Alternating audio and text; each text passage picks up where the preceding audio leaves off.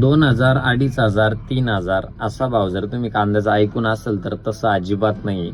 खरी परिस्थिती काय ना मार्केटची मी सांगतो. शेतकऱ्यांची दिशाभूल होती की 2,500, 3,000 कांदे झाले, तसं काहीच नाही. मागच्या 8 दिवसापासून मी मार्केटला आहे. मार्केट फ्लक्च्युएशन होत आहे. सरासरीमध्ये चांगली सुधारणा झालेली.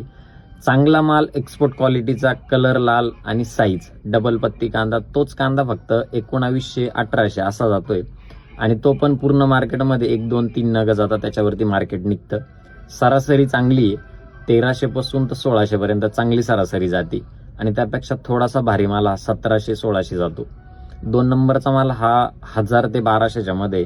गोल्टीची साईज बघितली तर चांगली गोल्टी 900 जाती आणि एक सरासरी किंवा एक खराब गोल्टी आपण ज्याला म्हणू शकतो ती 500 ते 600 रुपयापर्यंत जाते.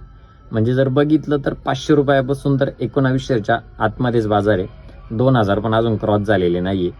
तर जे म्हणताय की इकडं 3,000 आहे, 2,500 आहे, असं अजिबात नाहीये. महाराष्ट्रामध्ये तरी सध्या हेच बाजार आहे.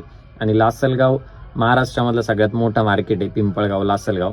काही नग नक्कीच गेले असतील 2100, 2200, पण ते नग मार्केट काढण्यासाठी, मार्केट दाखवण्यासाठी राहतात. मला जो कालचा लॉट होता ना तो 1700 गेला होता. आणि सध्या सरासरीला चांगले बाजार आहे. जर तुमचा माल सरासरीमध्ये असेल तर तुम्ही मार्केटमध्ये आणू शकता. आणि चांगल्या मालाला तर कधी पण भाव राहणार आहे, कारण तो एक्सपोर्ट क्वालिटीचा असतो, टिकाऊ माल असतो. तर अशीच अपडेट, अशाच मार्केटची परिस्थिती जाणून घेण्यासाठी फॉलो करा, लाईक करा. आपला हा आजचा लॉट गेलेला आहे 1852 रुपये. ही अशी क्वालिटी होती.